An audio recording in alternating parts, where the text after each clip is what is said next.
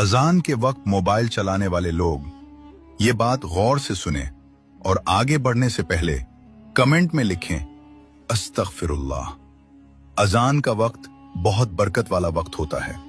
ये वो लम्हा है जब अल्लाह ताला अपने बंदों को अपनी तरफ बुलाता है।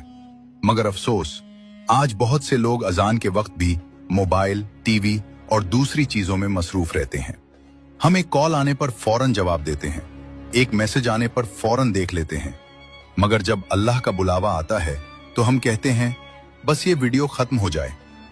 हदीस में आता है, जो शख्स अजान का जवाब देता है उसके लिए बहुत बड़ा अज्र और सवाब है।